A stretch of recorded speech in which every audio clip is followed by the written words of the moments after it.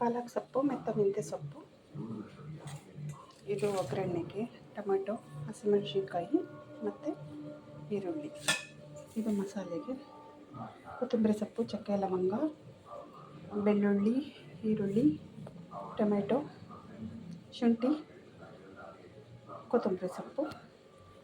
Friends, welcome back to my YouTube channel Aniraj Singh. ಇವತ್ತು ನಾವು ಪಾಲಕ್ ಸೊಪ್ಪಿಂದ ಮಾಡೋವಂಥ ಚಿಕನ್ ಗ್ರೇವಿ ಪಾಲಕ್ ಸೊಪ್ಪಿಂದ ಮಾಡೋಣ. ಬನ್ನಿ ಹೇಗೆ ಮಾಡೋದು ಅಂತ ನೋಡೋಣ.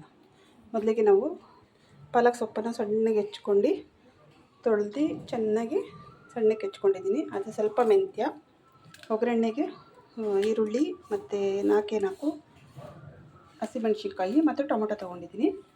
ಮತ್ತು ಮಸಾಲೆಗೆ ಸ್ವಲ್ಪ ಕೊಬ್ಬರಿ, ಆಮೇಲೆ ಬೆಳ್ಳುಳ್ಳಿ, ಶುಂಠಿ, ಈರುಳ್ಳಿ, ಚಕ್ಕೆ ಲವಂಗ, ಕೊತ್ತಂಬರಿ ಸೊಪ್ಪು ಮತ್ತು ಟೊಮೊಟೊ ಇಷ್ಟನ್ನ ಇಟ್ಕೊಂಡಿದ್ದೀನಿ. ಈಗ ಹೇಗೆ ಮಾಡೋದು ಅಂತ ನೋಡೋಣ.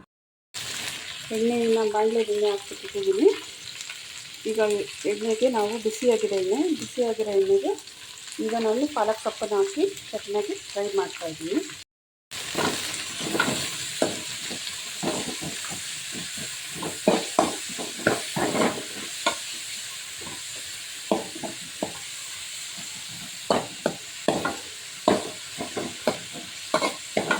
ತುಂಬ ಏನು ಫ್ರೈ ಮಾಡೋದೇನು ಬೇಡ, ಲೈಟಾಗಿ, ಅಂದರೆ ಸೊಪ್ಪಿಂದು ಸ್ಮೆಲ್ಲು ಎಣ್ಣೆಯಲ್ಲಿ ಚೆನ್ನಾಗಿ ಇದಾಗಬೇಕು.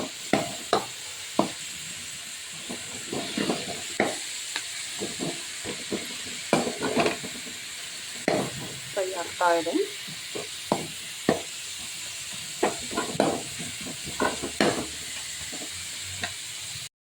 ಫ್ರೈ ಆಯಿತು. ಫ್ರೈ ಆದಂತೆ ಗ್ಯಾಸ್ನ ಬಂದ್ ಮಾಡಿ ಇದನ್ನೊಂದು ತಟ್ಟೆಗೆ ಹಾಕ್ಕೊಂಡು ಪಾಲಕ್ ಸೊಪ್ಪನ್ನ ಈಗ ಎಣ್ಣೆಯಲ್ಲೇ ಫ್ರೈ ಮಾಡಿದ್ದೀನಲ್ಲ, ಇದನ್ನು ಈಗ ರುಬ್ಕೊಳ್ಳೋಣ ಬನ್ನಿ. ಪಾಲಕ್ ಸೊಪ್ಪನ್ನು ರುಬ್ಕೊಂಡಿದ್ದೀನಿ.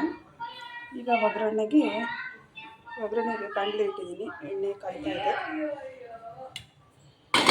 ಈಗ ಫಸ್ಟ್ ಮೊದಲಿಗೆ ಮೆಣಸಿನ್ಕಾಯಿ ಹಾಕ್ಕೊತಾ ಇದ್ದೀನಿ.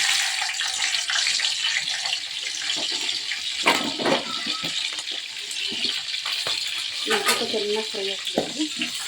ಅಂದರೆ ಖಾರ ಹೆಚ್ಚಿಲ್ಲ, ಇರ್ತದೆ. ಖಾರ ಬೇಕಾದ್ರೆ ನಿಮ್ಮ ಆಪ್ಷನ್ ಎಷ್ಟು. ನಾನು ಅರ್ಧ kg ಚಿಕನ್ಗೆ ಬರೀ 4 ಮೆಣಸಿನ್ಕಾಯಿ ಹಾಕ್ಕೊಂಡಿದ್ದೀನಿ. ಯಾಕಂದರೆ ಮತ್ತೆ ಖಾರದ ಪುಡಿ ಎಲ್ಲ ಆ್ಯಡ್ ಮಾಡ್ತೀವಿ. ಚೆನ್ನಾಗಿ ಕೆಂಪಾಗಿ ಎಣ್ಣೆಲ್ಲ ಫ್ರೈ ಆಗುತ್ತೆ. ಆಮೇಲೆ ಈರುಳ್ಳಿ ಹಾಕ್ಕೊಬೇಕು.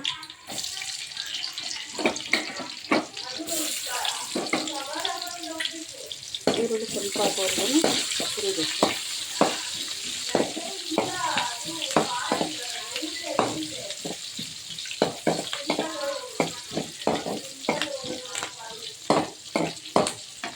ಆಮೇಲೆ ಟೊಮೊಟೊ,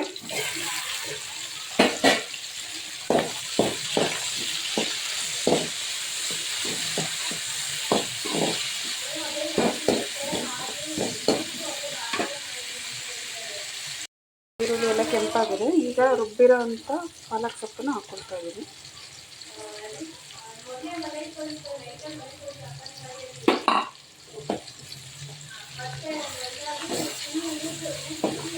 ಪಾಲಕ್ ಸೊಪ್ಪನ್ನು ಇದ್ರ ಜೊತೆ ಸೇರಿಸಿ ಚೆನ್ನಾಗಿ ಮಿಕ್ಸ್ ಮಾಡೋಣ.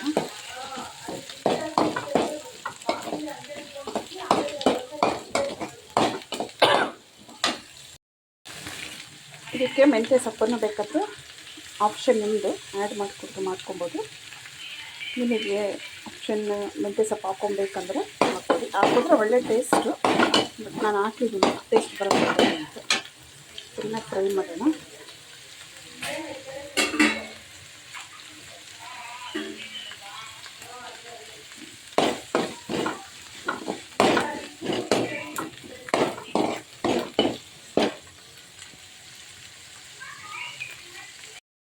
ತೊಳೆದಿರೋಂಥ ಚಿಕನನ್ನು ಇಟ್ಕೊಂಡಿದ್ದೀನಿ, ತೊಳೆದಿಟ್ಟಿದ್ದೀನಿ.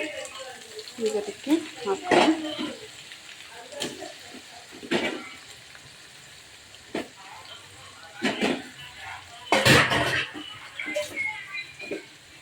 ಚಿಕನನ್ನು ಇದ್ರ ಜೊತೆ ಚೆನ್ನಾಗಿ ಫ್ರೈ ಮಾಡಬೇಕು. ಚೆನ್ನಾಗಿ ಮಿಶ್ರಣ ಮಾಡ್ತಾಯಿದ್ದೀನಿ. ಇದಕ್ಕೆ ಸ್ವಲ್ಪ ಅರಿಶಿನ ಪುಡಿ, ಒಂದು ಚಿಟಿಕೆ ಅರಿಶಿನ ಪುಡಿ, ಆಮೇಲೆ ಸ್ವಲ್ಪ ಉಪ್ಪು ರುಚಿಗೆ ತಕ್ಕಷ್ಟು.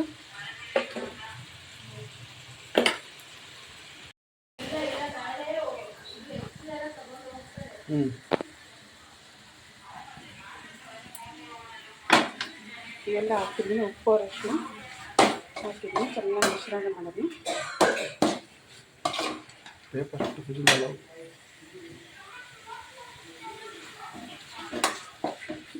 ಮಿಶ್ರಣ ಮಾಡಿ ಇದು కొంచెం ನೀರು ಹಾಕ್ಬಿಟ್ಟು ಇದನ್ನು ಚೆನ್ನಾಗಿ ಬೇಯಿಸೋಣ. 1/4 ಗಂಟೆ ಬೇಯಿಸ್ಬಿಡ್ಬೇಕಿದೆ. ಮಸಾಲೆ ಎಲ್ಲ ಚಿಕನ್ ಚೆನ್ನಾಗಿ ಹೊಂದ್ಕೊಂಡ್ಬಿಟ್ಟು ಅರ್ಧ ಸೊಪ್ಪು ಮೆಂತ್ಯ ಸೊಪ್ಪೆಲ್ಲ ಹಾಕಿದ್ದೀವಲ್ಲ ಚೆನ್ನಾಗಿ ಹೊಂದಿರ್ತೀರ. ಒಂದು 1/4 ಗಂಟೆ ಇದನ್ನು ಬೇಯಕ್ಕೆ ಬಿಡೋಣ. ಬೇಯ್ತಾ ಇದೆ. ಅದಕ್ಕೆ ಕೊಂಚೂರು 1 ಸ್ಪೂನಷ್ಟು ಧನಿಯಾ ಪುಡಿನ ಹಾಕ್ತಾಯಿದ್ದೀನಿ.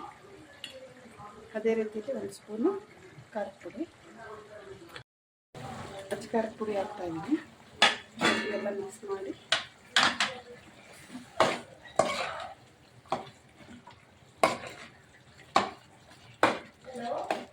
ಒಂದು 1/4 ಗಂಟೆ ಫ್ರೆಂಡ್ಸ್ ಬೇಯಕ್ಕೆ ಬಿಡೋಣ.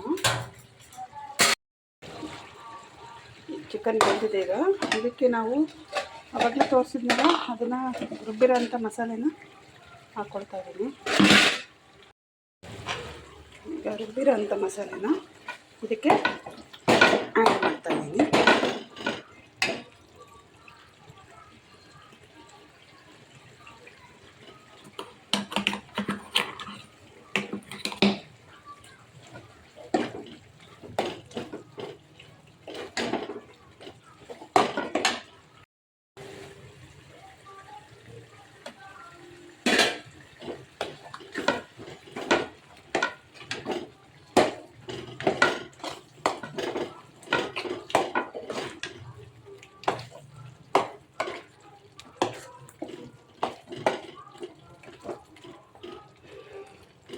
ಮಸಾಲೆನ ಆ್ಯಡ್ ಮಾಡಿದ್ಮೇಲೆ ಇದನ್ನು ಒಂದು 10 ನಿಮಿಷ ಬೇಯಕ್ಕೆ ಬಿಡೋಣ.